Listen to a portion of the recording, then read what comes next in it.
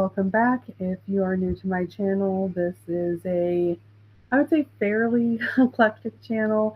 I do try to focus more on being a booktube related channel. However, recently I have been delving more into my love of mythology and folklore.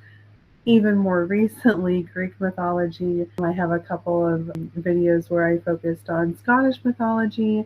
I have been recently doing different segments of readings related to Greek myths and legends from a collection of books that I had curated recently.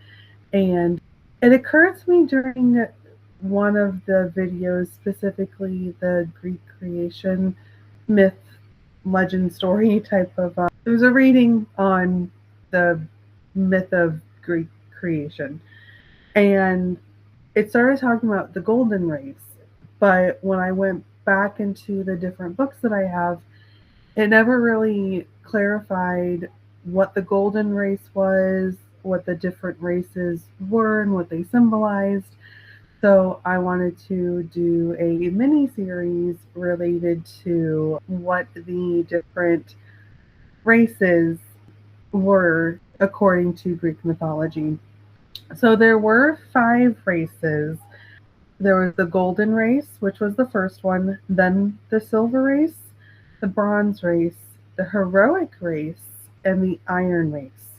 So the important thing that I also want to emphasize in this is that when we talk about races, we are talking about people, but they're more or less equivalent to what I would say as like the golden age or the iron age or the bronze age. It's like they are different people, so like it's not the same group of people that like were part of the golden race and then they transitioned into the silver race. Like it seems like, from my understanding so far, that there are distinctive events that led to the wiping out of humanity and having to restart. So the first race was the golden race. It was the ideal race. And it was created during the reign of Cronus. So Zeus wasn't in power yet. This was I guess you could say, primordial, although Cronus wasn't primordial, right? Like he was part of the Titan, because then the Titanocemy happened, right? So then he was part of the Titan reign. It was the first generation of humans created by gods during the reign of the Titan Cronus. So this is after the Titanocemy, right? And then we go into Titans reigning long before Zeus became the king of Olympus, according to Hesiod. So the races are described and explained in detail in a series of poems by a poet, Hesiod. So this is where we get the concept of the different races. And I'll probably do a deep dive into Hesiod, or, because there were a couple of very prominent people. So you had like Homer and some other people that wrote a lot of significant work that we base our understanding of these myths, or their understanding of how the world worked. So that might be interesting to do a deep dive into. But according to Hesiod, this wasn't just a better time, it was a completely different way of existing. So in this world, no one had to work. The earth freely provided fruit and grain and everything people needed to survive. There was no farming, no hunting, there was no scarcity of resources, no hunger, and no competition. Seasons were gentle, the weather was always pleasant, and people lived in harmony with both nature and with each other. That does sound like a perfect world. So, yes, that does sound like a perfect world with everyone in harmony. Everyone has what they need. There's no fighting. There's no need to dominate. There's no fear. I wonder what happened. The people of the golden race never knew war, greed, or crime. There were no kings, prisons, or armies because there was simply no need for them. I mean, that makes sense. There was not a need for them. So they didn't exist. Everyone lived peacefully without fear or suffering, and they never truly experienced old age. That's interesting. See, I have a kind of different way of viewing some things because I know some details with different mythologies and different religions and different practices. I can see the overlap of some of them. So I'm trying to stay focused and not deviate onto a different train of thought. But I think that's interesting that they did not know old age. They never experienced getting old.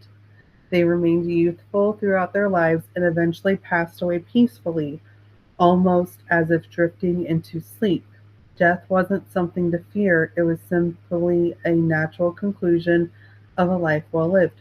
So there was still death, which makes me wonder how I mean, I understand that this was a peaceful world. It was perfection based. Like it was perfection. Like this is a perfect world, it sounds like, for humans. I guess it makes me question how grief works in this scenario. Because you're still going to miss people when they pass away. And yeah, you're not fighting for competition. You're not, like, you're well taken care of, but you're still going to miss people when they pass away, right? So how does grief work? After their deaths, Zeus transformed them into invisible guardian spirits known as daemons. I thought this was before Zeus. So is Zeus around? That doesn't make sense. These spirits wandered the earth watching over humanity, rewarding justice and protecting honest people. So what I think this section is referring to is is it possible that when Zeus overtook Cronus, and because Cronus created the people during the golden race. So when Zeus came into being and these people were wiped out, that then Zeus took their spirits to become these daemons, it looks like. So these are spirits wandered the earth, watching over humanity, rewarding justice and protecting honest people.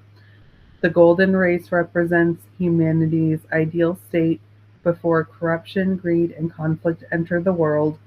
Similar myths appear in many cultures, suggesting people have long imagined a forgotten age when life was simpler and happier.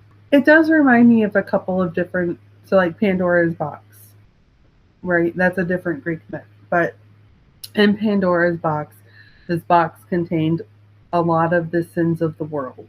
And when Pandora opened the box, everything escaped into the world. So I wonder if this is the same concept once we progress through the different races or the different ages of humanity. If there are things that once they are set loose on the earth, or once the world is exposed to these concepts, they don't go away. I wonder if that is kind of the same thought process. So the golden race refers to the golden age of man, right?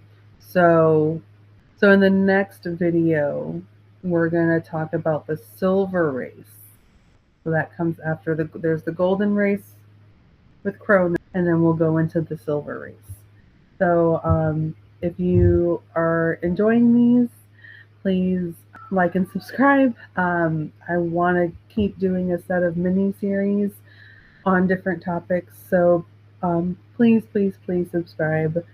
Comment if there's any other mini series that you want me to work on. Even if it's not specifically Greek mythology, let me know. And have fun. Be safe. I'll see you next time. Yeah.